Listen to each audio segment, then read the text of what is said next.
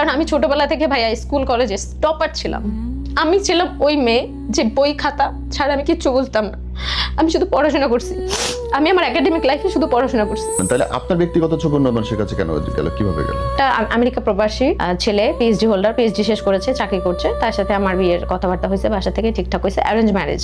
সেটা ও জানছে, বিয়ের আমি শপিংও করেছি, জানছে। আমি বাইরে গেছি, আমার কাজিনদের নিয়ে আমি বাইরে গেছি, আমার তখন নেট অফ। বাসায় আসার পরে হঠাৎ করে নেটটা অন করার পর দেখি কোনো একটা নাম্বার থেকে হোয়াটসঅ্যাপে মেসেজ আসছে যে তুমি একটা ছবি পাঠাইছে, আমার একার একটা ছবি, যেটা আমার কনসেন্ট ছাড়া তোলা ছবি, আমার কনসেন্ট নিয়ে তোলা না।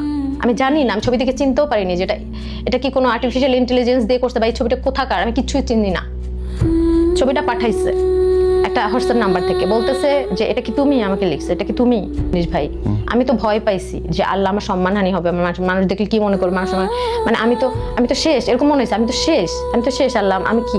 তখন আমি কল দিলাম, কল দেওয়ার পর ওই পাশ থেকে একটা ভয়েস আসছে, ছেলের কণ্ঠ, কালকে সকাল 10টার মধ্যে তুমি আমাকে 50,000 টাকা পাঠাবা, যদি 50,000 টাকা পাঠাও তাহলে এই কাহিনী এখানে শেষ। আপনি কখন টের পাইলেন যে এটা আপনার এক্সই আসলে করাচ্ছে? তারপর আরেকটা ছবি পাঠিয়েছে, যে ছবিতে আমি ড্রেস ওয়্যার করা ছিলাম, জামা কাপড় ছিল না, মানে হচ্ছে একটু রিভিলিং টাইপের ড্রেস, মানে বোঝা যাচ্ছে না যে এটা কোথাকার ছবি, কিভাবে আসলো, আমার কনসেন্ট ছাড়া তোলা। আচ্ছা, এটা পরবর্তীতে যখন কোর্টেও মানে আমাকে ব্ল্যাকমেইল করি তো আমাকে ব্ল্যাকমেইলার বানাইছে, আমাকে ব্ল্যাকমেইল করা ছবি দিয়ে তো আমাকে ব্ল্যাকমেইলার বানাইছে।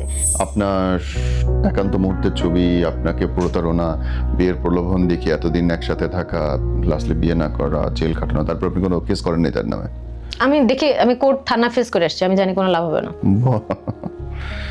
আমি যে আজকে এটা বলতেছি, এটা আজকে যখন অনেক হবে, আমার ফ্যামিলি বা আমার সোসাইটি যখন দেখবে, তখন আমি অনেক প্রেসারে পড়বো।